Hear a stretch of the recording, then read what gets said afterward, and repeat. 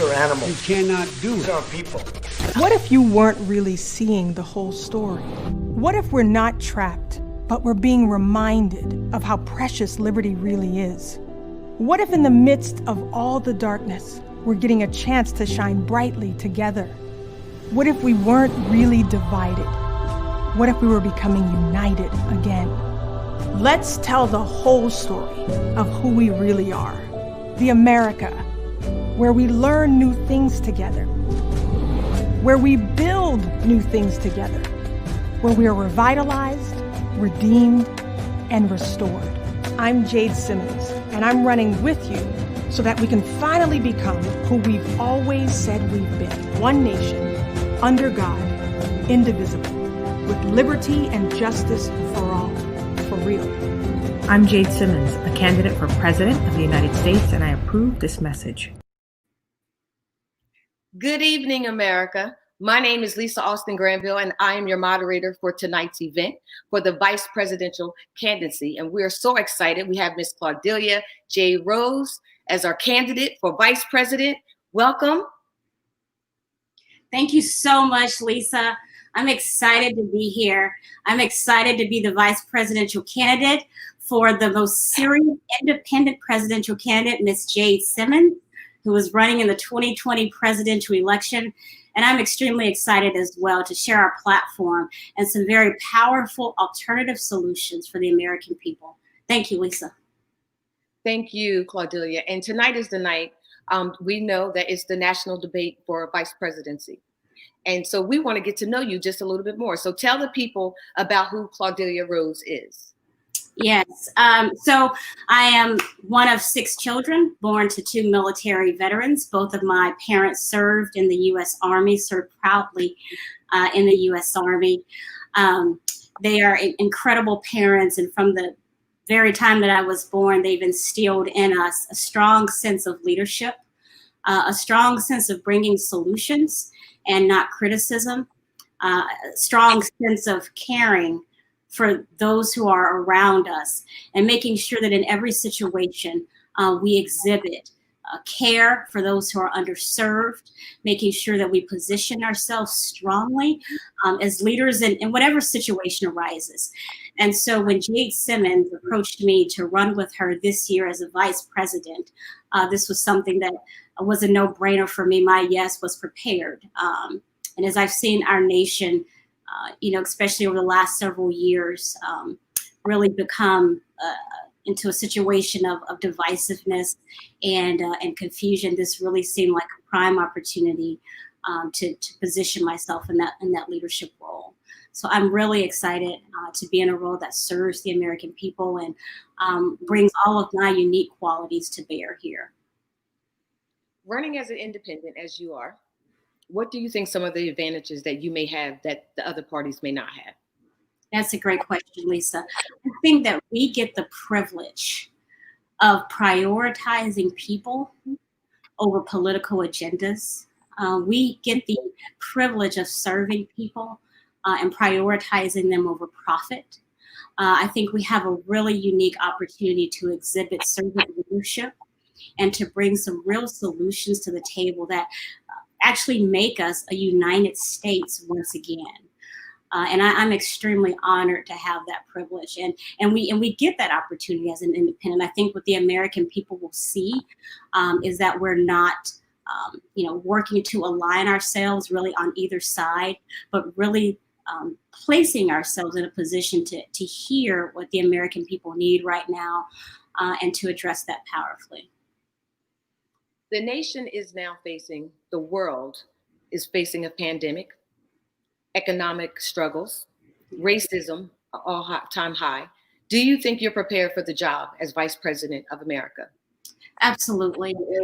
What I think is what I think the American people are really crying out for right now is a couple things. One is an example of strong leadership, someone that will set a tone for collaboration, someone that will be able to set out a national strategy for example, for how we're going to recover from the pandemic, but still allow and be able to work with the states in a way that they can customize that plan to their own needs. I think what America needs right now is someone who's going to be able to bring both sides of our racial tension to the table, address both concerns, and really lay out a plan to make sure that we move powerfully into the next decade and years after that as the United States. These are things that I do in my everyday job right now as a technology leader and as an advisor within the companies that I've worked in, is being able to hear what the organization says, being able to understand what people's concerns are, and really navigate that position of working with leadership and the organization to bring forward solutions, laying out strategy and execution. That's something that I do in my everyday job now, even as a technology leader, balancing needs of the business, balancing needs of our customers, understanding our capabilities, and then being able to lay out roadmaps and blueprints for how we're going to address our solutions. I think I'm well prepared to address these issues. Never before has the United States of America had a woman president, nor a vice woman president, and of color, African Americans. Do you think this country and the world is ready to see that? Absolutely, Lisa. You hear it on every side right now. We are in unprecedented times. And I think unprecedented times calls for unprecedented leadership. So absolutely, when I see and I know the qualities that especially Jade and I bring to the table, not just a strong place of leadership, but also vision, as I said before, strategy and execution, but balancing that with empathy and an ability to really be able to birth the United States into our next level of growth. We really are at a precipice of change, Lisa. And I honestly think that the United States could go one of two ways right now. But I think that what we need right now is someone who's really able to hear the heart of the people, that's able to position themselves really to listen to both sides and almost kind of adopt this multitasking position, which we as women do really, really well. And then be able to move powerfully and empathetically to derive solutions that really serve the majority of the American people. I think we're well positioned to do that as women. Well, we heard in the previous debate with the current sitting president, Donald Trump, the question with diversity and inclusion. And he feels that there's something that should not be taught. What do you feel? Is this something that needs to continue? Should we bring it to the forefront? Because this nation is at a all-time high for discrimination, racism, inclusion, and diversity. What is your thoughts? Lisa, we would be foolish to miss an opportunity to address this. The very fact that we are still seeing this, that even within the United States, the American people are still languishing under this stain of racism and discrimination in 2020 tells me that we haven't yet addressed it properly. And even as we've seen what's happened with George Floyd, it's not only caused a nationwide response, and a very strong response at that, but it's been worldwide. So in my opinion, yes, it's difficult conversation. Yes, I understand that it's something that we want to shy away from, that we kind of want to just push under the rug and try to forge ahead. But my stance is that this is something that we have to talk about. And you have to have someone in leadership who's comfortable having those really difficult situations. And I firmly believe that the Simmons and Rose administrations brings that to the table. Both Jade and I have had the honor of being raised in homes where civil rights was talked about, racism was talked about, discrimination was talked about. And then we've still been able to move into careers and livelihood where usually we're the only one that looks like us at the table.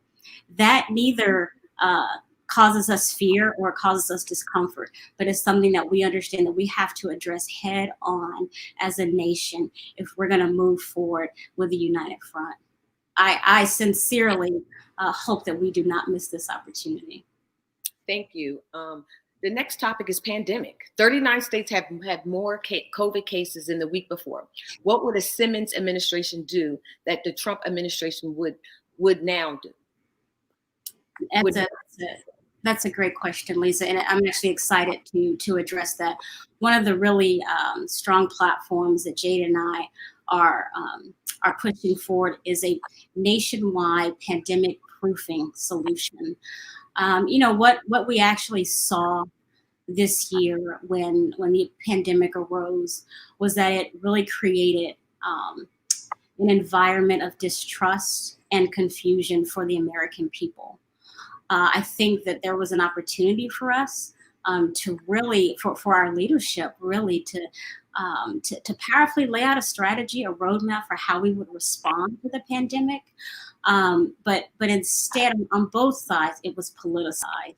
And I think what that resulted in was, again, just distrust and confusion for the American people. Jade and I have already begun to lay out what we call our pandemic-proof plan for the United States. What that will consist of is looking and engaging the expertise of other countries who have actually dealt with the pandemic pretty well. We can look at New Zealand for it as an example. In the very beginning, actually back in February, when they started to get some of their first cases, the New Zealand government, their prime minister, made very decisive action on shutting down the nation. They only had to do it for 7 weeks, and then the virus was contained. And they are now at the point of eliminating the virus completely within their borders. We can look at other examples like South Korea, which actually didn't have to shut down at all, but they actually enacted a very strong and quick system of tracing and testing that led them to success. We have got to look at and engage other countries who are having much more success than we are. Another point that we're looking at as part of our pandemic proof plan is laying out as leaders, a very clear nationwide strategy that states can look to on how to reopen effectively, on how to get our children back in school safely, as well as our teachers, yet they still have an opportunity to customize it to what's happening in their states. I'm excited about a powerful collaboration that can happen between Jade and I and the governors in each state to really crack down on this virus and work to eliminate it. The U.S. death toll for COVID is higher than anywhere on earth. Why is the U.S. death toll higher than any other wealthy country? Absolutely. Lisa, I really believe that we again have missed some opportunities to gain control of it. The COVID virus itself, COVID-19 itself is not political. It's colorblind, but somehow we've chosen to politicize it. It's not red or blue, but somehow we've made it that way. And I think while we've been fighting this political battle about how to address this virus, which is not political, in the meantime, we've had an excessive number of people losing their lives. The other reason that I think that we've experienced such a high death toll is really related to the healthcare crisis within America. It's extremely unfortunate that it's the poorest of the poor who struggle to find quality healthcare. Healthcare should be a necessity. It is a necessity, not a luxury.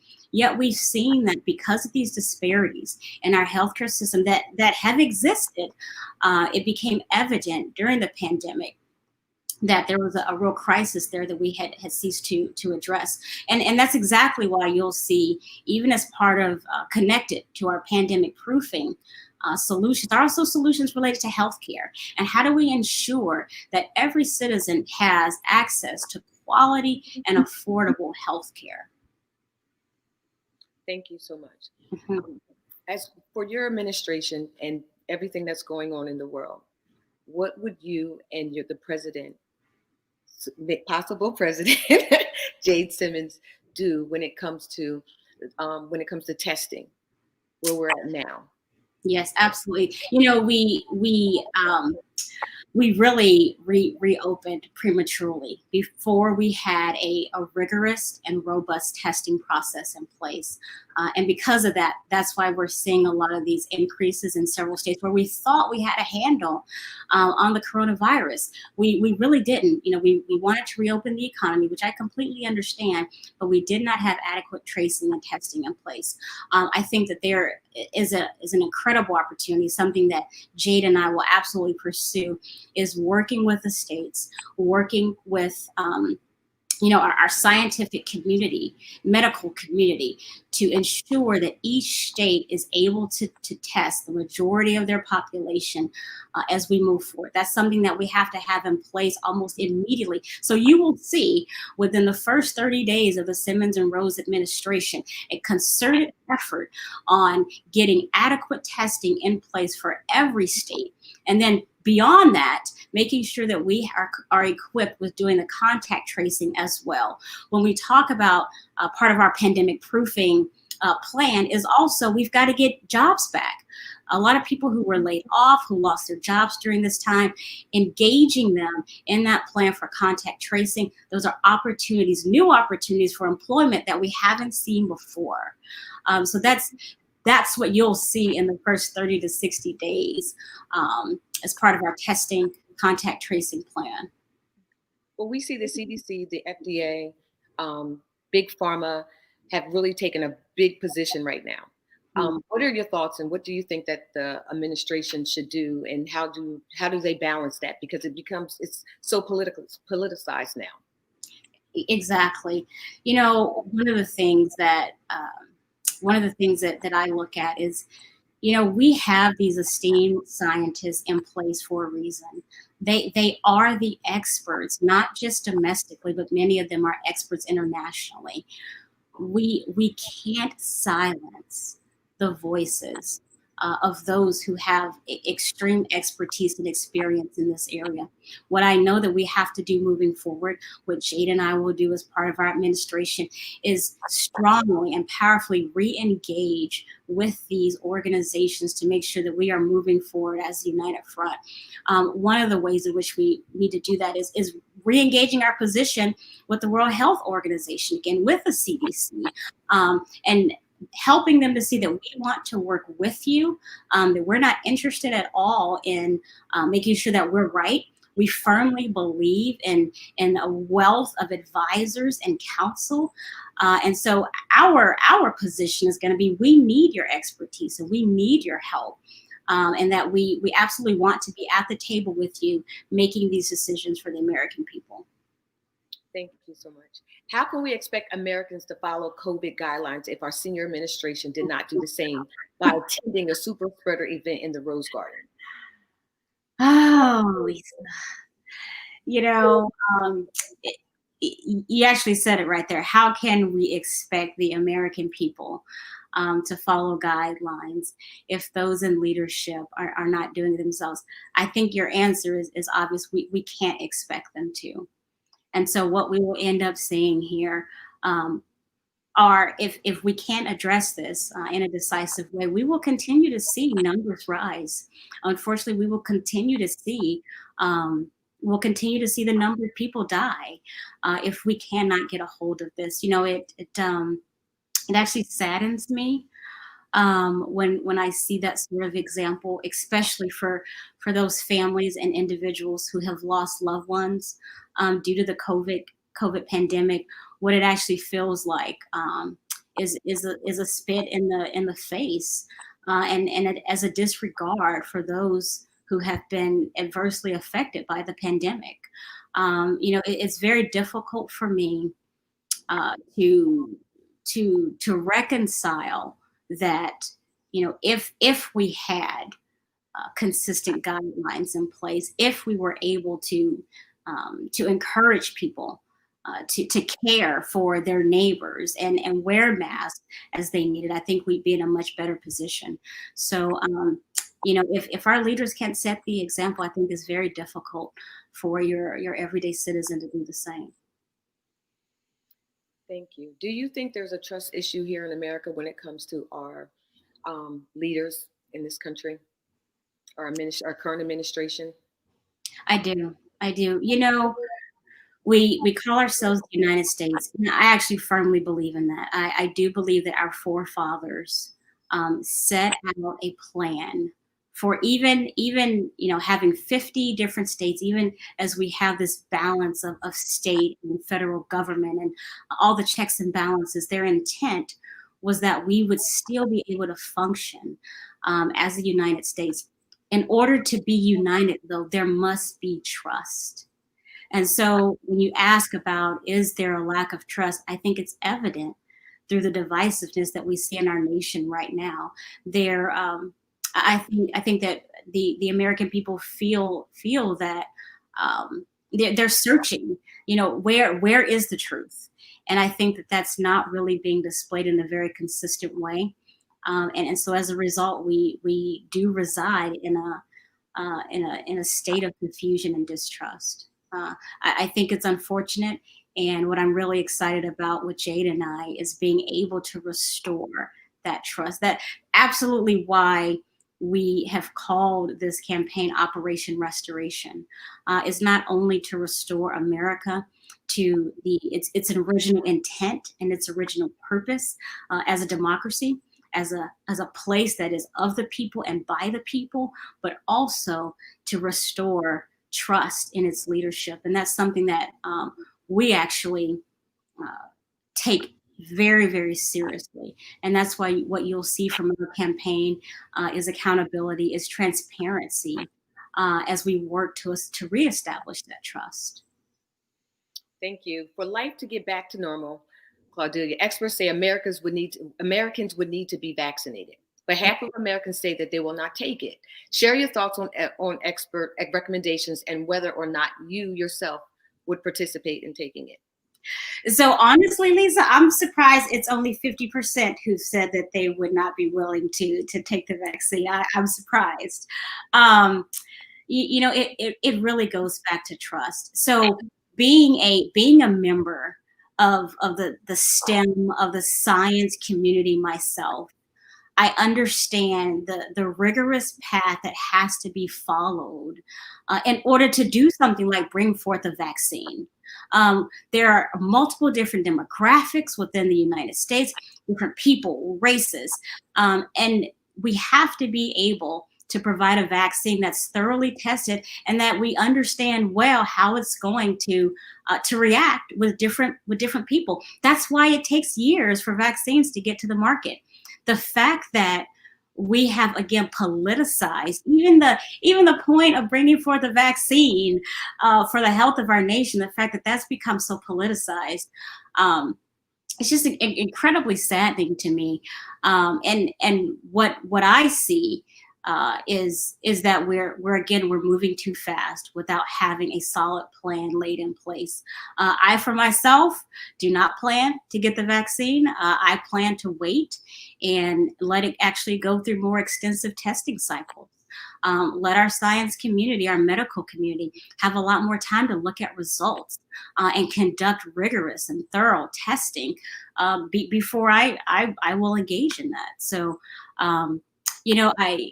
the fact that we're also hearing from different medical organizations and they're pushing back on that timeline for the vaccine really should be a wake-up call for us. I think it's something that we have to look at really closely, and again, educate ourselves on what the benefits and the consequences of accelerating this timeline could be. But what I do know is that this again presents a really good opportunity for leadership to be shown with the Simmons and Rose administration. What you will see is not a push to get a vaccine out right away so that we can declare victory as soon as possible. But what you will see is a very deliberate and decisive roadmap to how do we release this safely to the entire American public and make sure that it's something that's accessible, that's affordable, and that's safe. Thank you. Next topic, presidential age of Trump and Biden. What's your thoughts? So I think they're both obviously in their 70s. We have one now who was just tested positive for COVID-19. I think what really comes into play is actually a very hard look at the 25th Amendment, and what happens if one, or if our president is unable to perform in office. It's really interesting that we have two candidates who are at this age right now who are vying for the candidacy, and it really forces us to reckon with the fact that in a heartbeat things could change. I think what that really directs to is how strong requires us to take a closer look at the two vice presidents and how we expect them to serve in the event that our presidents are not able to. Americans have concerns about the age of candidates Trump and Biden. Mm-hmm. Their administration are having conversations about presidential disability. Mm-hmm. Should they be elected? Should their age be a concern going on into the year's election? And think about, we do have even a retirement age. So what is your thought in regards to that? Yes. So I would not take the position of discriminating against a candidate for running due to their age. We look at Bernie Sanders. He looks extremely energetic and passionate to me. So I think what it really comes down to, though, is that we do have a very strong supportive medical system behind our president, behind our presidential staff. And so I think what that means is that we make sure that we do, rigorous health screenings, make sure that we do mental fitness tests and those sorts of things to make sure that they are fit for the job. The presidential role, as we've seen with past presidents, is incredibly stressful. All the travel, time away from home, long nights, it can definitely weigh on the person in power. And so I think that we really do have to take a look at that. At the same time, though, I don't think that we should use that as a reason to exclude a candidate for running. But I think that does position Jade and I well as being pretty far from our 70s right now, and puts us in a really good position to be able to strongly and passionately and energetically lead the American people. Is the health status of presidential candidates information voters deserve to know? Is it the right? Absolutely. Absolutely. Absolutely. Well, okay. For example, let's use our current example with COVID-19. I think the state that President Trump is truly in is something that voters should be aware of. We are in an election season, and I think that the health of the two candidates could bear on individuals' decisions and who they vote for.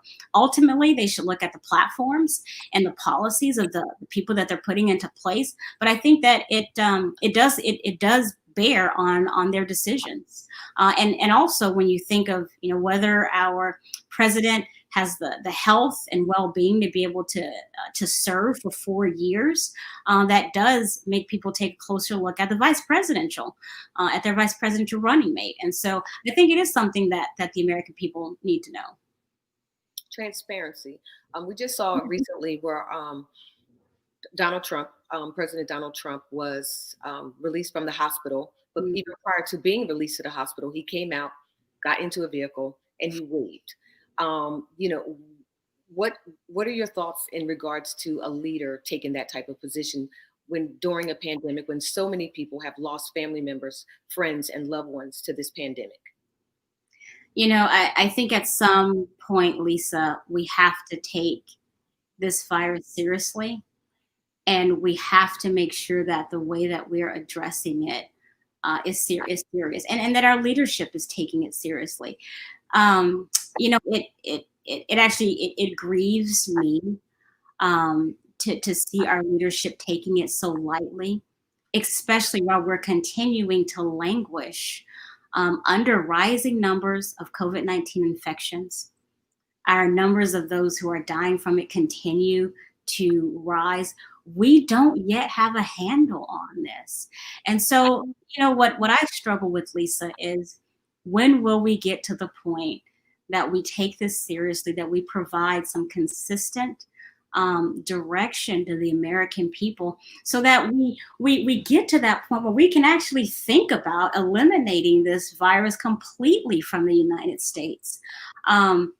What we don't need to do, even going into this next presidential season, is continue to languish under this. You know, you still have individuals who are stuck in their homes, afraid to go out. We still have schools that have not opened up completely. We still have businesses that are closing every day because we don't have a handle on this virus. So, Lisa, you know what that says to me is that we have not we have not looked at this in a strategic way and actually laid out how are we going to eliminate this. We need to have that forethought. We need to lay out that blueprint for the United States of not just how are we going to, you know, live with the virus, but how are we going to eliminate it? And that's what I think that you'll see very, very strongly in our pandemic proofing plan is really not just a way of how to deal with this and how to live with this, but really a plan on how to eliminate this from the United States. Thank you, Cordelia. Our next topic, the economy.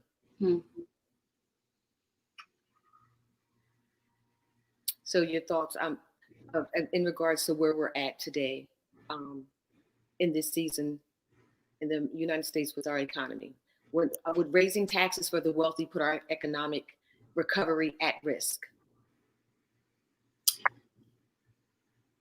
So raising taxes for the wealthy put our economic recovery at risk. So my answer to that, Lisa, a simple answer to start with is no. If you look at where wages are increasing in the United States, if you look at how various wealth areas, you know, your wealthy, your middle class, and your low class, how they're actually faring during the pandemic, what you'll see is the wealthier are getting wealthy and the poor are getting poor. So the fact now that we need to come out of this pandemic induced recession, I think we have to lean on and engage the wealthy to participate in this area. We have seen individuals who are already below the poverty line losing additional resources, losing their homes. They're already working 2 or 3 jobs, losing those jobs. So there has to be a way to engage this. And so as part of the plan that we're laying out for economic recovery, it is absolutely working with the wealthy to increase taxes, to engage them to contribute in the recovery of our economy. I think that's just fair. It's also looking at corporations to help with that as well. When we have CEOs who are making up to 1,000 times more than the wage workers within their companies, I think we have to expect them to contribute to reviving the economy. So when we hear things like Jeff Bezos, who owns Amazon, that's paying just on taxes on $100,000, Wow. what do you think that this current administration, the impact that has on the rest of the country who may not make that type of income? Yeah, you know, I think it just highlights that this is an area that we have not paid enough attention to. I think this also serves strong notice that we're engaging and participating and actually advocating for these wealth and inequalities within our nation. You know, I give a lot of kudos to Jeff Bezos. I'm sure he's a very brilliant person, but I think we cannot expect that the wealthy continue to get wealthy at the cost of those individuals who are barely able to make it.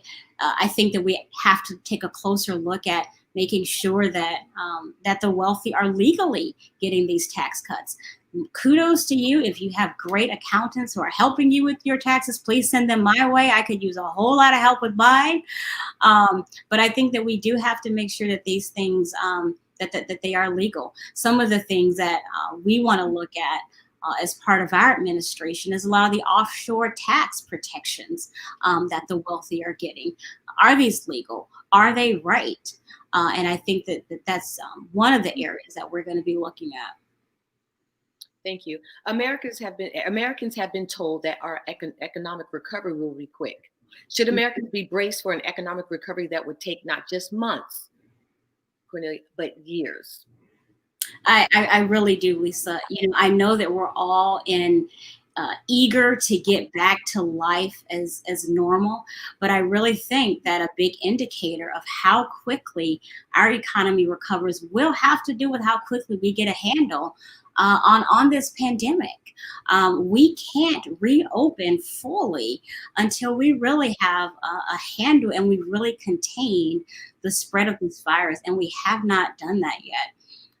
If we look at some of the corporations that have been hit hardest by the pandemics, and some of our larger airlines, and some of our larger manufacturing companies, and where I don't exactly advocate for all the bailouts and assistance that they're getting, it will take time for them to regrow their workforce. It will take time for them to get back operating at the levels that they were pre-pandemic.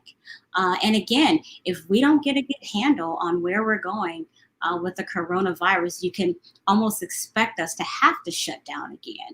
And again, that's why, part of what you will see from the very get-go with our administration is laying out that plan for recovery of the nation's economy, is bringing in jobs for those who have lost their jobs, and really laying out a road to a robust and well-tested vaccine to make sure that we do recover our nation. What we don't want to do is do that in fits and starts so that people are not able to build a consistent and stable livelihood. We've got to be able to get past it and then move on. Thank you, Claudia. Mm-hmm. Thank you, America. You are watching the 2020 Vice Presidential Debate, and we'll be right back after this commercial. These are animals. You cannot do These are people. What if you weren't really seeing the whole story? What if we're not trapped, but we're being reminded of how precious liberty really is? What if in the midst of all the darkness, we're getting a chance to shine brightly together? What if we weren't really divided? What if we were becoming united again? Let's tell the whole story of who we really are. The America, where we learn new things together, where we build new things together, where we are revitalized, redeemed, and restored. I'm Jade Simmons, and I'm running with you so that we can finally become who we've always said we've been. One nation, under God, indivisible, with liberty and justice for all, for real. I'm Jade Simmons, a candidate for President of the United States, and I approve this message. Welcome back to the 2020 Vice Presidential Debate. I'm your moderator, Lisa Austin Granville, and here we are with Vice Presidential candidate, Ms. Claudelia J. Rose. Welcome back. Thank you, Lisa. Glad to be back. I'm ready to dig into some more topics. Awesome. Well, we're still on economics, and all right, good. We could go all day, and we can talk about, even with the current president, his tax returns that, it took quite some time, even for us to get that information. I think he's been in office how many years? And we're just seeing it. So what is your thoughts when you saw the amount of taxes that he paid? I had to read the articles that I read that stated it several times to make sure that there were no typos or discrepancies. I needed to look at several different sources before I could actually believe that that's what President Trump paid. I mean, we all know that before he became president, he was an extremely wealthy businessman. I'm sure he has to have had some fantastic accountants to help with that. But it was honestly quite disappointing. But I wasn't surprised though. I also wasn't surprised that it took this long for his tax returns to be provided to the American public. And I think that's exactly why. I think that there was probably clear knowledge that once those numbers became public, that there was going to be quite a bit of angst among the American people. And so, again, Lisa, what we want to bring forth as a new administration is transparency and accountability. Actually, even right now, Jade and I are going through that process of financial disclosure. What you won't see with us is waiting 2.5, 3 years before we disclose this information. I think it's extremely important that even from a financial standpoint, that the American people find and are able to trust the leaders of of their nation, and that involves even your financial dealings. So what you will see with us is a willingness to disclose that type of information up front, a complete transparency with that and with the American people. Thank you. Our next topic will be climate change. Mm-hmm. Here we are, and there's so many wildfires that we see in California. What is your concerns when it comes to the climate change here in America? Absolutely. So for one, Lisa, I firmly believe that we are called to be stewards of this earth that we've been given. It's a beautiful place, rich with resources and wildlife, and we honestly have not done a really good job of protecting this wonderful gift that we've been given. Do I believe that there are issues with climate change? Do I believe that as a result of the lack of our stewardship that we're seeing changes in our environment? Absolutely. And do I believe that we need to begin to put in measures to change that? Absolutely. It's interesting for those who have an issue with climate change, who are opposed to regulating pollution and things like that. It was incredibly telling when once there was the shutdown due to COVID-19, the lack of air travel and things like that, we saw air pollution drop dramatically. And that was only after a couple of months that we started to see that big change. In my opinion, that's something that we have to, and that we will under this administration do, is push for changes in those areas. We have airline companies that before the pandemic made millions to billions of dollars in profit each year. Why can we not levy on them a greater responsibility to take care of the earth that we have, to make sure that they're putting measures in place to reduce air pollution, to look to less harmful fuels to fly with? I think that's absolutely an area that we will be looking at under our administration, is how do we better steward these great resources that we have. What would the stance of the Simmons and Rose administration towards the Green New Deal? Yeah. So what the approach that I like to take to that is this balance of rights and responsibility. Looking at the Green New Deal, it really looks to having a fairly, I think, accelerated and very aggressive plan to reducing air pollution, to making sure that all those sources of harmful products and things like that are wiped out, fairly immediately. I think that there is a little bit more of a progressive approach that we need to take to that.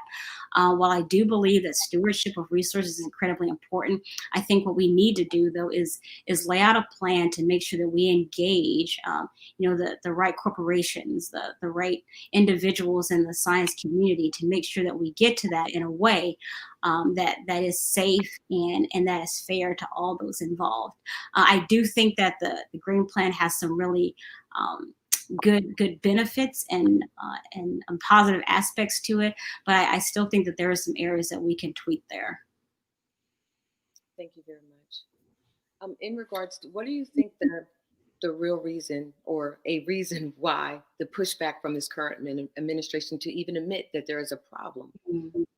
Well, I think one of the reasons is because there are, as it's said, follow the money trail. Right now, I don't think that it's profitable to hold certain corporations, certain entities, certain individuals responsible for making sure that they reduce the waste and the harm that's being done to the earth. I don't think it's profitable. What is needed in order to do that are engaging in research and development to actually explore not just how to make profit and how to make sure that you're getting additional dollars from whether it's your airplanes, whether it's from your vehicles, and that's not always profitable for companies. And so when you have companies that are looking at how do I increase my profits, how do I bring in more business, that's crosswise with being responsible to invest research, to invest to invest dollars to make sure that your products are not only doing what you need them to do, but also stewarding and also not adding to destroying the earth.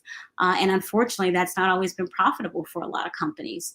What you will see, though, within our administration and under our leadership is working with corporations and requiring them to balance that profitability with the responsibility to take care of our environment. I don't think that we can have one without the other. And, we've allowed companies to skate around that.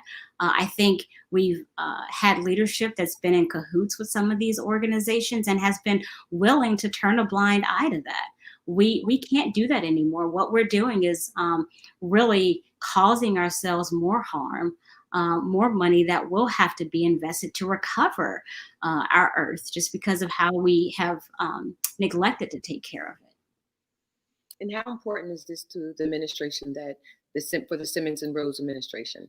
Because a lot of people are very concerned about where we are currently. This will be a topic. It aligns very closely with the 3 pillars that we have set forth as part of our campaign, and that is being pro-human, being pro-protection, and that aligns directly with those 2 pillars.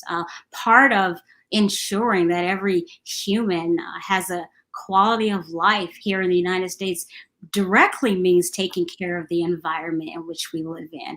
Part of ensuring protection for each American citizen is making sure that individuals are not being harmed by, bad water in Michigan, making sure that they're not being harmed by wrongfully disposed of chemicals and things like that into our soil. What you will see with our administration is that focus on people over profit, and that directly relates to how well we take care of our environment. So that will be a key element for us. Well, thank you for answering that, because even now there are suburbs communities that cannot drink their water, not just in inner city, but suburban as well. And this is a serious issue, and people are very concerned that the current administration is not taking it very seriously. And they should rightfully feel that way. What concerns me at times is the concerns that we have sometimes for animals and wildlife more than we do for people. And granted, I'm pro wildlife as well, but how can we at times place a greater concern for whales and even for the wildlife that have been destroyed by fires without also placing that same level of concern for individuals, like you said, who don't even have clean drinking water within the United States of America. That is not a luxury that individuals within our wealthy nation should have to deal with. It's an absolute necessity. And so I feel that in not addressing that properly, it's absolutely created a disservice for the American people. And again, with the pillars that we've laid out, you will see that be a priority. It was interesting to me that it came to light, this issue of clean drinking water within the United States. It came to light several years ago, and we still haven't done our due diligence in addressing the sources of it, and ensuring that we now have a plan to make sure that individuals in those areas are well taken care of. You will see that prioritized, though, within our administration. The next topic, China foreign relations. Mm. Mm-hmm. And your thoughts in regards to where we're at in the current administration and how they are proceeding with China and the foreign relationships. Do you think that it's in line with you and Jade's vision? You know, I'll tell you, with so much that we have going on within our own borders right now, that we have yet to really get a good handle on. I think that we have lost the focus on what China's been doing, even in the recent months. If you've just been paying attention to the news, you will see that they are becoming incredibly aggressive, much more aggressive to areas like Taiwan. And that's of extreme interest to the United States of America for a couple reasons. One is that the majority of world trade, especially for imports and exports for the United States, goes through the South China Sea. And what you started to see is China militarizing that area, moving their military warplanes and ships into that area and really threatening the export and importability of the United States. What you've also seen is increased aggressions towards Taiwan. What the average American citizen might not know is that there is a great amount of manufacturing of U.S. goods that happens in Taiwan. If China is able to prevent and really to control Taiwan's manufacturing abilities, that is a direct impact to the economy of the United States. I don't know that we've been paying a lot of attention to that yet, and that we've been responding powerfully to that the way that we need to. So what you will see from our administration within the first 100 days, as we start to get things within the United States under control, you will see a renewed focus on the activities of what China is doing. You will start to see a greater focus on, protections and working with Taiwan to counter China's aggressions in that area. And also, you'll start to see us engaging to make sure that those trade routes throughout the South China Sea are protected. Trump blamed China for the coronavirus. How would you describe our country's relationship with China? It's been contentious for a while. From what I understand, Lisa, there is evidence that the coronavirus did start there in Wuhan. So I think that there may be some truth there to what President Trump has been saying. While there may be truth to that accusation, I don't think that the best way to have handled that was combating them, and also making American citizens, Chinese American citizens, feel that we were at war with them.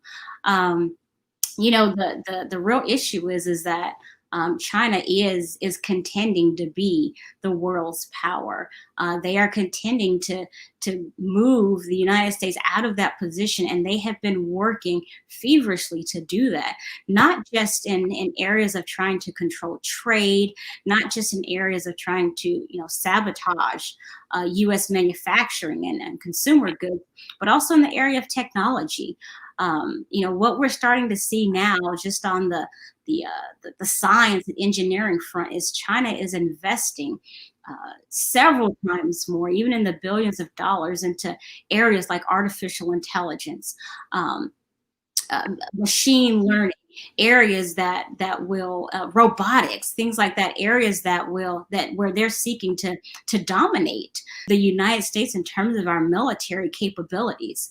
Not only that, but we've seen espionage, so just the theft of intellectual property. We've seen that increase from China in the last in recent years, and so we really have to position ourselves to counter this head on, and to make sure that America does remain that powerful leader and benevolent leader. I don't think that what we're going to see from China is that same benevolence and leadership across the world that America has. And so I think that we really have to take this opportunity to make a firm stance against their advances.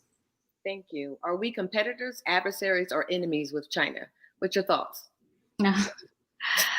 All the above. I'll say D. I'll take option D. All the above. Competitors, absolutely. As I was saying before, they have begun to invest a large amount of money into their technological and military capabilities. Also, just their access to manufacturing abilities, to foundries and things like that to produce electronics has really grown over the last several years. Even within our military, when we're looking for some of these key capabilities that we'll need in terms of unmanned vehicles and surveillance vehicles and things like that, there is a real contention with the capabilities that China is producing. We sometimes find ourselves in a situation where we lack some of the capabilities to produce things here at home, just because we have farmed out so much of that work overseas. And so competitors, absolutely, adversaries, absolutely, and enemies.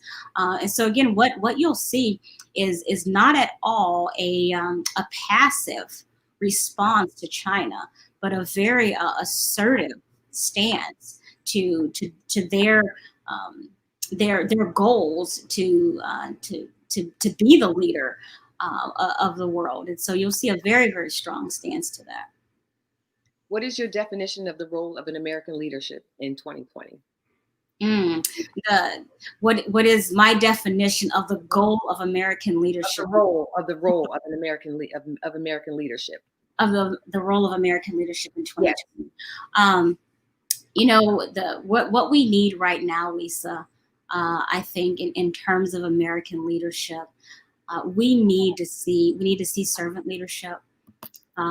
I think that the leader that we need to see now, the term I like to use is grit with grace. I think that there are some very strong positions that we need to take. We've talked about a couple of those, how we deal with some of our international adversaries, strong positions that we need to take in terms of settling things and resolving issues within our own borders. But at the same time, that strong stance, that powerful grit is balanced with grace and with empathy, with a strong heart to serve the American people, to not just dominate and push our own agendas, but to really carve out a path to reconciliation, to healing, and to unity for our nation. I think that those are some of the qualities that you will see in our administration, some of the qualities that are needed right now. We have an opportunity after COVID-19, after what's happened with racial tensions, almost to reinvent ourselves as a nation that is again the leader that earns the respect of other nations, that earns the respect of our governors and other leaders within the United States. We have a real opportunity to do this. And so what you will see in the role of leadership is, are those qualities that are needed to really move us forcefully into a new place for the United States. Thank you. Well, America, Claudelia, we're going to take another commercial break, and we'll be back with the 2020 Vice Presidential Candidate Debate. Thank you. These are animals. You cannot do These it. are people. What if you weren't really seeing the whole story? What if we're not trapped, but we're being reminded of how precious liberty really is? What if in the midst of all the darkness, we're getting a chance to shine brightly together? What if we weren't really divided? What if we were becoming united again? Let's tell the whole story of who we really are. The America, where we learn new things together, where we build new things together, where we are revitalized, redeemed, and restored. I'm Jade Simmons, and I'm running with you so that we can finally become who we've always said we've been. One nation, under God, indivisible, with liberty and justice for all, for real. I'm Jade Simmons, a candidate for President of the United States, and I approve this message. We are back. My name is Lisa Austin Granville, and I'm the moderator for the 2020 Vice Presidential Candidacy and we have Ms. Claudelia J. Rose, and we have America, and we are excited to be back, and we're going to continue with leadership. So what does leadership look like for the Simmons and Rose administration? Oh man, I am just excited about this topic. What does leadership look like for the Simmons and Rose administration? I think that what the American people will see, Lisa, in terms of leadership. We've kind of touched on some of these already tonight, but I think what will be very evident is that level of transparency. One of the things that's been really important to Jade and I as we have crafted out our platform and crafted out our policies is making sure that the American people are well aware of the fact that one of our leadership tenets is leading by faith.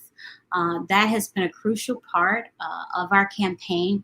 And one of the reasons that we've thought that that's been so important is that when the American people look at some of the decisions that we're making, when they want to question how and why we are making those decisions, I think it's important that they know what our source is.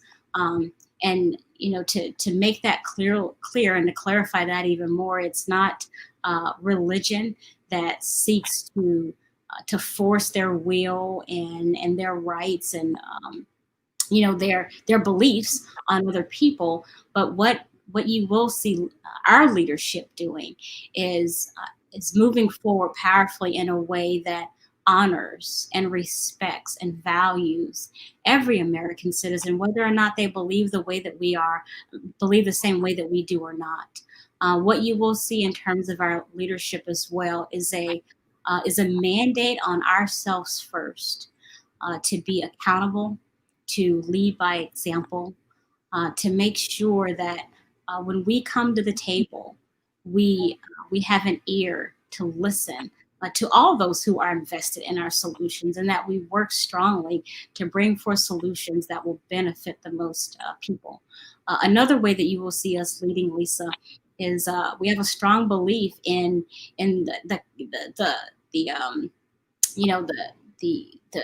council of advisors. So what you will see us doing is surrounding ourselves by individuals who have great experience and expertise in their fields. What you will see is a great collaboration with experts in the medical and scientific and military, et cetera, fields, and really surrounding ourselves with that. And having people at the table who believe the same way that we do and who are fierce critics of the way that we believe, so that we can come to the best solution. We're not afraid of having people who disagree with us. We actually think that that helps make us better people. So, those are just several of the ways that you will see us leading and that are really important to us in our definition of leadership. We've seen a great divide in our country in the last few, let's just stick to the few months. We've seen a great divide. So let's talk about the Supreme Court. That will be our next topic. Okay. So obviously right now we are standing at a place where the current administration has the opportunity to bring in a new Supreme Court justice and have them confirmed. One of the areas that's obviously divisive within that, Lisa, is should there be a plan to accelerate that confirmation while President Trump is in office, or should we wait until after the election so that the American people are able to weigh in on that? You saw that as one of the topics that was pretty critical in the presidential debate earlier. My stance on that is, one, I don't take issue with the fact that there's a possibility that we can choose a new Supreme Court justice during this time. President Trump is still in office, and that is one of his responsibilities as commander in chief, is to have that that responsibility. What I do take issue with, though, is that when we had the same situation under Obama, you had some of the same leaders who were asking for the exact thing, and I think that that's incredibly hypocritical. And so, what I'd like to see is some consistency and how we choose to handle the confirmation and the nomination of Supreme Court justices during election years. The other thing that I think that is important for the American people to weigh in on also is how religious views and values are presented to the American people.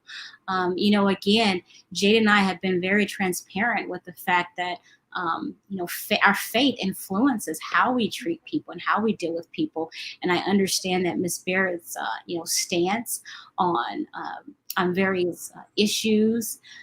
People have a conflict with that because of her religious issues. But, I think what we will be looking to as we press forward with our nominations and thoughts on Supreme Court justice, we'll be finding people who, although they hold strongly to their beliefs, they're able to still serve the American people, whether or not they agree or disagree with their beliefs.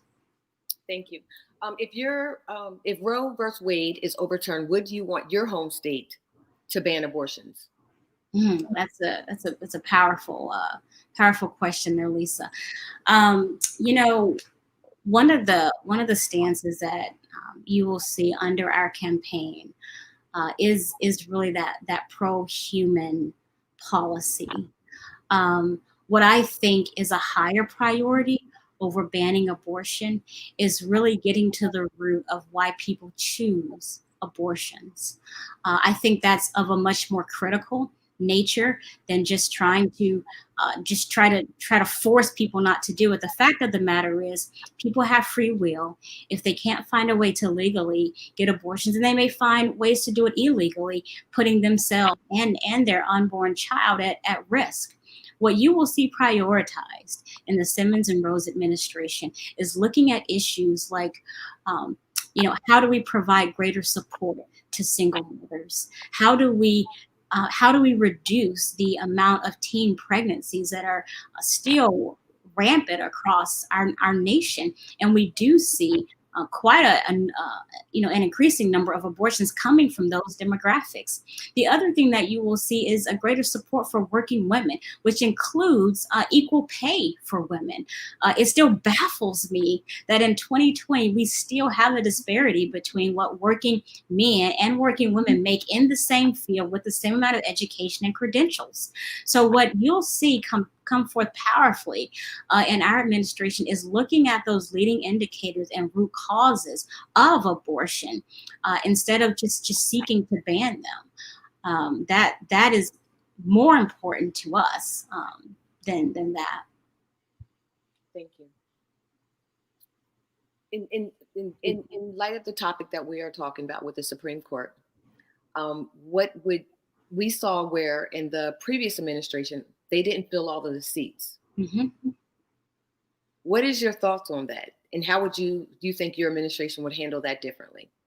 Yeah, that's one of the areas that we are excited about. Jade and I have already started that process of laying out our transition teams, our leadership team, staff and administration for what we will have in the White House. And part of that has also been looking at Supreme Court justices. I feel that they have an incredibly important role in deciding matters and laying out policies and judgments for our nation. I think we will definitely look to fill those spots. We do have our eye on several individuals already that we think would operate as powerful Supreme Court justices. And we do want to put those individuals forward. So when it comes to filling those seats for Supreme Court justices, we absolutely want to do that and fill that with qualified individuals who are well qualified to make judgments and laws for our nation. Well, we always have the Senate, we have the Congress. And how do you think that they'll take an independent president Wow. making these important decisions? How do I think who will take an independent? The Congress, the Senate, and I think that it will be for us to be in office, I think will be a miracle at some level anyway. And so I think what we can expect to see from Congress should an independent party win, what I would hope to see is a willingness to work with that. One of the things that is important to us as we're looking towards working with Congress and working with the different parties is being able to bring both of these parties, which have been dissenting for so long, and really start to bring them to the table and figure out, get our focus off of the two-party system, get our focus off of political agendas, and really start to appeal to the sensibilities of Congress, and how do we lay those things aside, lay those political agendas aside, and really start to make progress for the American people. One of the things that I'm called to do in my role right now as a technology director and also as an advisor for our executive leadership team is being able to pull and bring both sides to the table, tables that have parties that have normally been incredibly divisive, and establish balance and establish solutions that benefit both. And so that's what you'll see happening under this administration. And so I'm actually really excited about that. Thank you. And to return back to the Roe versus Wade, if it is overturned, what would you want your state to do? If Roe versus Wade is overturned, what would I want my state to do? Boy, that's a great question, Lisa. If it is overturned, obviously, our states will abide by the new ruling. But again, it's what I think though that we will still prioritize though is the health care of every American citizen.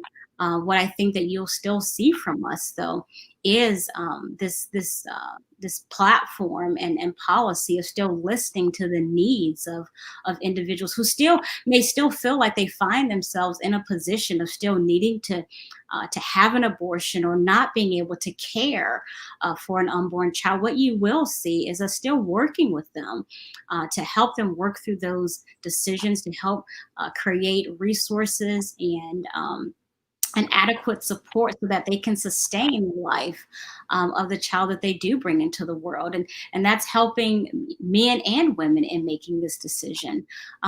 Just the fact that a law is overturned still doesn't mean that the individual person still believes that they can move forward with making those decisions. And so, I think that there will be individuals who struggle with the overturning of that law.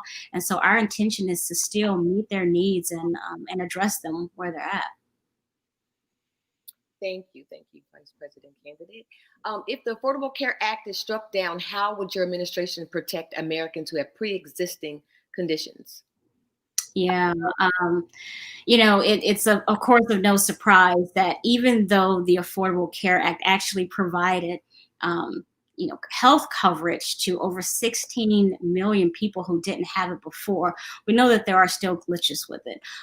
There are issues that some people have, of course, with the higher premiums, the higher taxes that will have to be levied in order to pay for affordable care for everyone. If ACA is struck down, we've actually laid out a very strong healthcare policy to make sure that citizens still have access to quality and affordable healthcare. One of the things that we're looking at is reducing the age for Medicare from 65 to 55, which would then open up the opportunity for individuals, including those who have pre-existing health conditions, to still have access to healthcare. Another one of the things that we're looking at as well is working with states and doctors to expand those who have access to Medicaid. And those are just two of the things that we're looking at to boost healthcare and make sure we still get to that point of quality and affordable healthcare for every American citizen. Thank you. Next topic, racial justice. We're we hear it all the time. What season that we're in when it comes to this country, the divide, the tension. When it comes to racial justice, we are seeing and hearing our president taking stances that it seems to be separating the country. Mm-hmm. So when it comes to racial justice, what is your thoughts?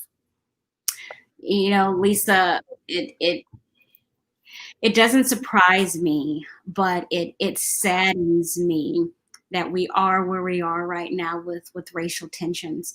But the fact of the matter is that even though we have not seen the response to these things like we're seeing now, where people were shut down due to COVID, and literally eyes that would not have seen some of the things that happened with George Floyd and Ahmaud Arbery, Breonna Taylor.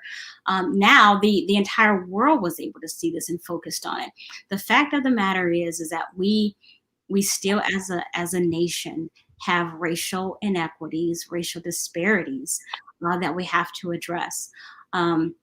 It's a tough topic, though. It's a tough issue, and I understand that we don't want America to be seen as this racist nation. I completely understand that, and I don't believe that every white American or every Black American, Native American is racist. But I do think that that discrimination absolutely exists here in the United States. So back to your topic, what you will see in our approach to that is reconciling to the fact that America does have a very complicated and I'll say stained past with racial injustice, and that we haven't addressed it properly.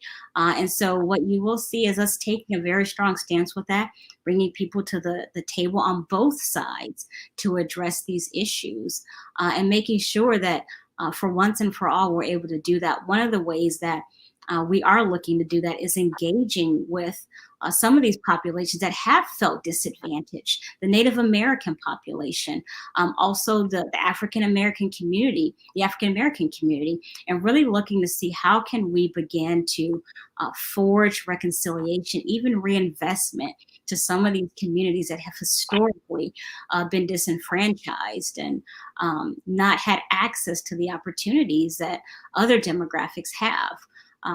What you'll see coming from us, though, is a willingness to work with and support those who are willing to work for themselves.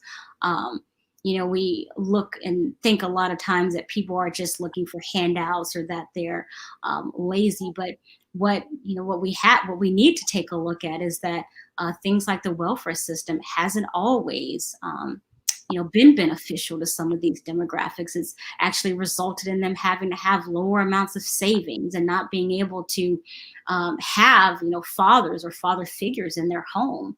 What you will see is definitely reform to our welfare system to make sure that those racial inequities that have existed for so long are addressed. Thank you. In the case of Breonna Taylor, do you believe that justice was done? I believe with the issue of Breonna Taylor. Wow, that's a great question, Lisa. I'll be perfectly honest with you. I'm conflicted with that. I do believe that it was good that we had the trials and that we brought forth charges against the police officers who were engaged in that, and that we held them accountable for what happened in the Breonna Taylor incident. But what I believe, though, we still haven't done a really good job of is bringing forth the facts that are associated with that case. There still seems to be a lot of confusion over what actually happened in Breonna Taylor's case. I also think the fact that one of the officers was charged with shooting into another apartment, and that the issue of Breonna's death in itself wasn't addressed head on. I think that there was that we missed an opportunity to really discuss how police officers should react and respond in those situations. the fact of the matter is that we continue to see these cases happen, year after year, even month after month. And one of the things that I think that we do have to take a closer look at, and you will see this in Jade and I's policy, is looking at this, unqualified immunity. The fact that we hold policemen to the standard where they don't always have to be accountable for their actions. And whereas, for myself, I highly value police officers, I highly value the work that they do. At the end of the day, they are still human. And we have to make sure that we don't have records anymore that, that display irresponsible behavior and things like that. So, back to the Breonna Taylor case, I do think that there were some missed opportunities there. I want to continue to see how this unfolds. And, my hope is that the death of Breonna Taylor is actually addressed, and not just, other mitigating circumstances that I think were really ancillary to her situation. Do you think it's part of the President of the United States' responsibility to alleviate some of the distress that this country is feeling when it comes to this racial justice? Absolutely. Absolutely. One of the roles of the president that I think is underestimated and often unspoken is their responsibility to set the tone for how issues, whether it's racial tension, whether it's immigration, whether it's pandemics, to really set the tone for how we are to respond as a nation to these things. When it comes to racial injustice, I really believe that there's an opportunity to bring reconciliation, to bring healing, and I don't see it as our leadership's right to take a side and really not hear what the other individuals are saying. So when it comes to racial tension, what I would love to see from our presidential leadership is that ability to set a tone for reconciliation, to set a tone for, yes, law and order, but also working to resolve inequities that communities and demographics feel. And I think that we're missing an opportunity there. And what I fear happening, Lisa, is that we enter this situation again where we have another George Floyd, another Ahmaud Arbery, and we really haven't set that tone for reconciliation. In our last debate with the President of the United States, we heard that the question was asked, will he denounce white supremacy? Mm-hmm. What do you think that his responsibility should be to our country in regards to asking such an important question in this time frame where we're at? I think it's pretty clear, Lisa. We take a very strong stance towards foreign terrorist organizations, those that are detrimental to the lives of whether it's American citizens or other citizens. I think we have to do the same thing with groups on our own soil that threaten the lives of American citizens. And we've seen that from white supremacy groups. We've seen that from other organizations as well. And so I think in terms that we can't be wishy-washy about denouncing the actions of some of these organizations. To me, it's very clear cut. White supremacists don't seem to have an issue about what their stances are. That's other terrorist organizations as well. They're very clear in what their goals are, and so I think that there needs to be then a clear response from our leadership on where we stand with that. There's absolutely no room for domestic terrorist organizations, domestic supremacist organizations. There's actually absolutely no room for them to function within the United States. Donald Trump later, after the debate, recanted what he said when he said, "Stand back and stand by." What is your thoughts? Well, I think it's good that he recanted his statement. I'm actually not, I think in my opinion, I think it's good that he recanted his statement. However, I think that there was a missed opportunity, though, real time, to really be clear about how he felt about that. That's just my stance. I think the debate provided a great opportunity to give a clear view on that.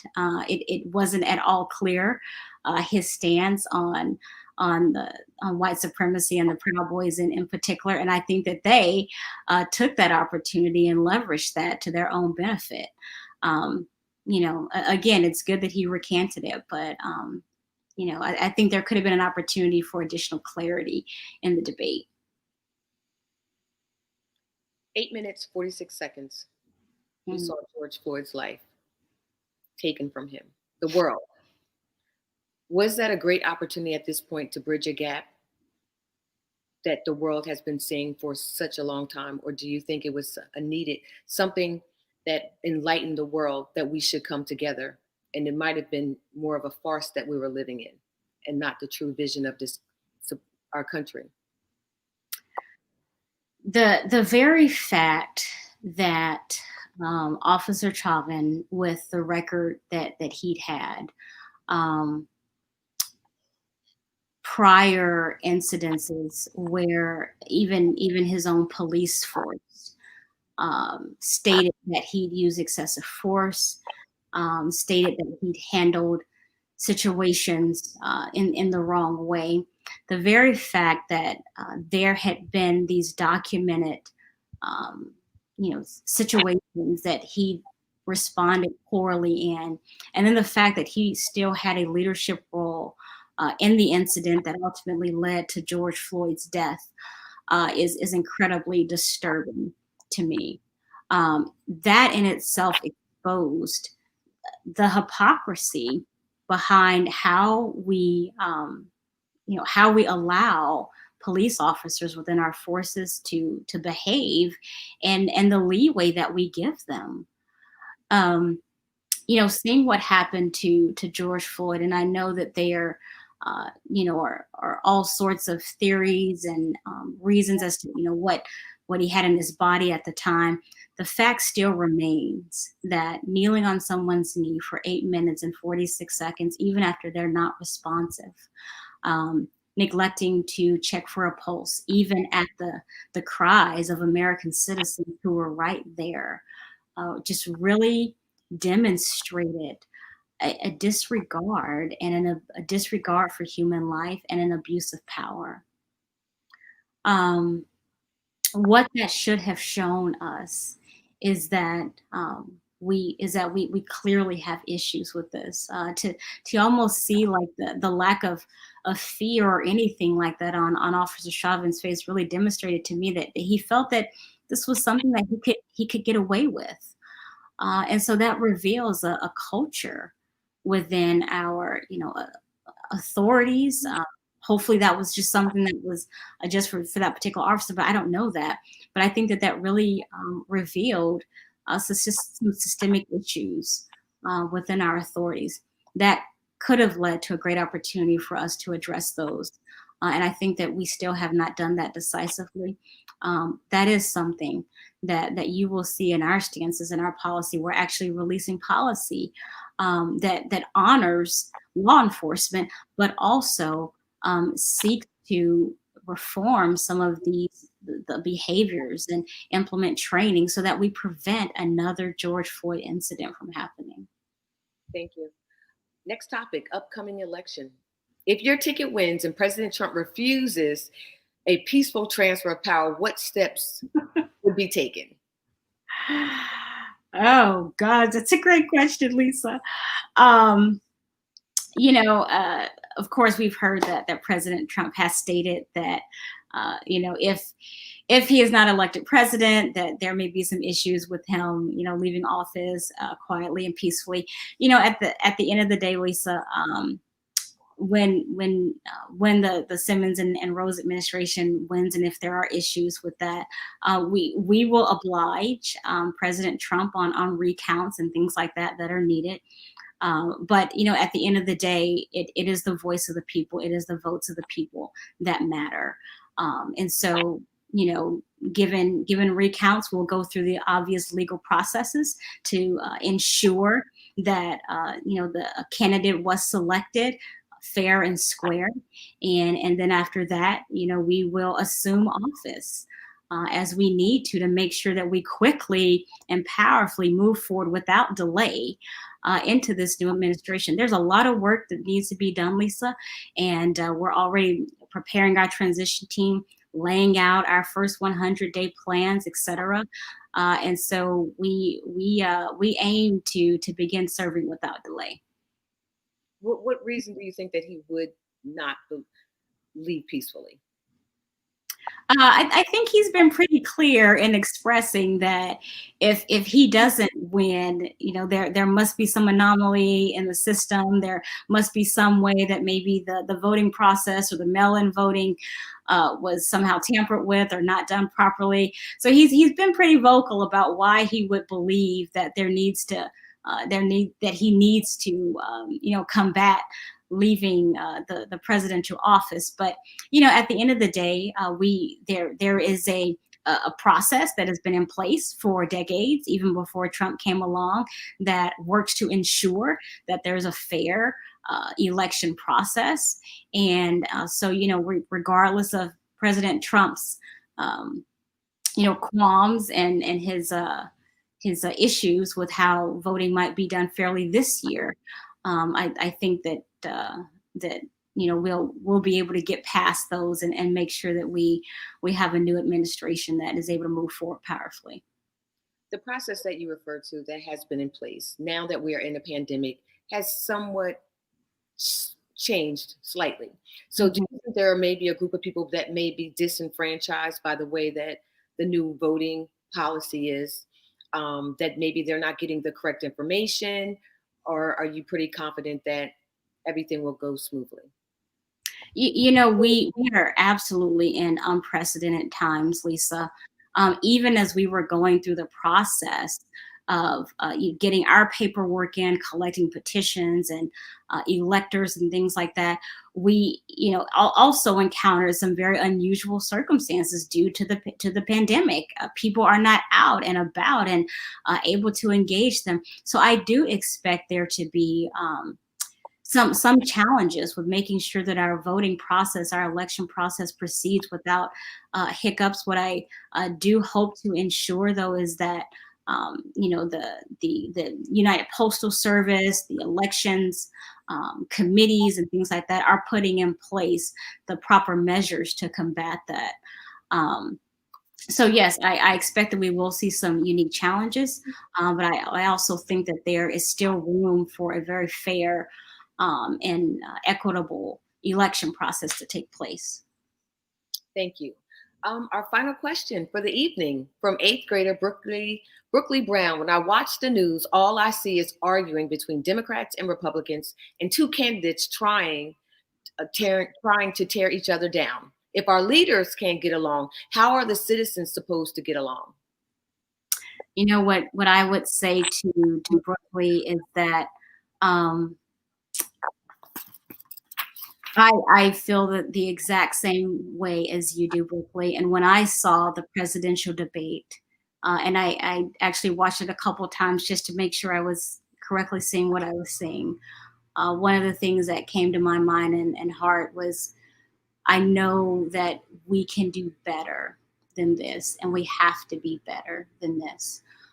To Brooklyn, what I would say is that in spite of what you're seeing on the national stage right now between President Trump and Mr. Biden, believe that there is still a majority of people within the United States that are intent on not behaving this way, that are actually intent on making sure that the America that you will grow up in, Brooklyn, is a place where we can have civilized conversations, even civilized debates where we can agree to not disagree, and still have our leadership display kindness and respect and honor for other human beings, even when we don't agree on the same things.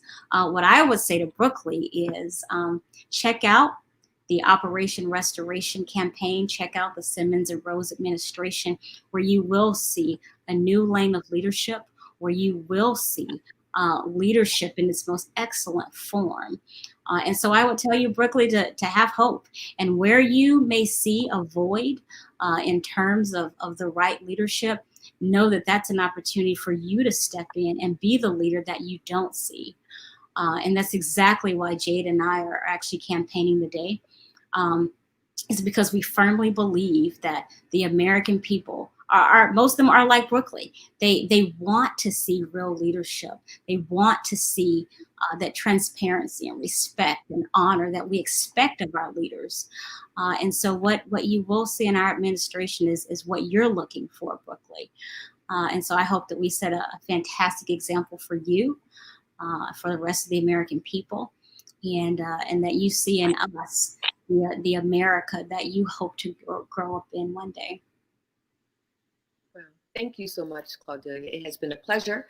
Our time is ending. That was our final question. And I want to thank the American people for tuning in, and for all those around the world, to the 2020 Vice President debate here. So we thank you, and we're going to end, and as we close, we have a video for you to learn more how you can vote for the Simmons and Rose administration in your state. So thank you again for tuning in. Thank you, Lisa. Thank you. Have a good evening, everyone.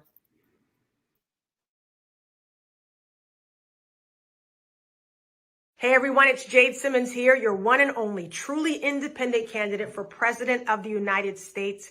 We promised you, Operation Restoration promised you, we would stay standing for this moment, which is the moment that you actually get to vote for us. We have done the hard work of making sure that we are a viable, powerful option for millions of Americans. For as many Americans as possible, we're now available as an option. Go to OperationRestoration2020.com. Check us out on Facebook and Instagram, and you'll see that we released a states map. On that map, you're going to see which states you can vote for us in and how to vote for us. Some places you're going to see my name and my running mate's name, Claudelia J. Rose. You'll see us both on the ballot right next to the other guys. In other states, in the majority of states, we're running as registered write-ins. The key is that word registered, because we did the hard work of going state by state and registering and filing paperwork.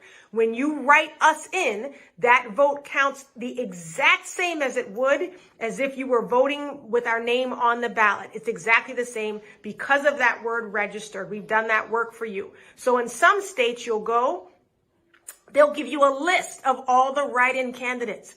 Don't be alarmed. There are a lot of write-in candidates that the media also didn't tell you about, but you're there to write us in. You're going to write in my name, Jade Simmons. You'll see the spelling at the bottom there. Some will have a space for you to write in the vice presidential running mate, Claudelia Rose. We have that name coming across the screen as well. You can also write in a variation, J. Simmons and C. Rose. In some places, you'll only have to write in my name, Jade Simmons. Either way, your vote counts powerfully. We believe a wasted vote is only a vote for something that you don't believe in. In some states, they won't provide you with a list of the write-ins. Those states' names are scrolling across the screen right now. And in those states, you still write my name in. They may only have one line. You write Jade Simmons in. You could write J. Simmons/C. Rose. But they'll know who you're talking about because we've notified them regardless of whether or not they required paperwork. We went over and above to make sure we're available. Let's talk very briefly about the states that you'll see we are challenging. We've been honest about it, quite a bit of candidate suppression, which we also believe is voter suppression. In those states, you'll see that we're challenging them, and we're doing that legally behind the scenes. In other states, we may be putting up a challenge simply because of COVID-19 restrictions and circumstances that made it very difficult to gather signatures in order to be on the ballot. We're disappointed because some of those states were places where you would actually see our name on the ballot. But never fear, we will fight until the last possible minute. Be patient with us. Withhold your vote until it's time. And if we cannot be a viable option, you better believe we'll come and tell you that as well so that you can vote accordingly. But be patient as we fight this out. We have promised to fight and stay standing so that we can be an option for you, and we are going to hold true to that promise. Anyway, we're excited as time winds down. Expectation is high. We're so thrilled that many of you are letting us know you've gone to the polls powerfully, written us in, or voted for us on the ballot, and you felt proud of that vote. You felt excited about what it meant for the future of our nation, and that is exactly what we wanted to do. We have vowed to represent people who do not feel represented, and we are humbled by the way that you are choosing us so powerfully. So thank you. Let us know if you have questions. Email info@operationrestoration2020.com. If you're having any trouble at the polls, if you don't see our name on the write-in list, if we're supposed to be on the ballot and you don't see us, let us know so we can be about the business of rectifying that issue. Okay, be blessed as you go, be safe as you go, take care, and stay expectant.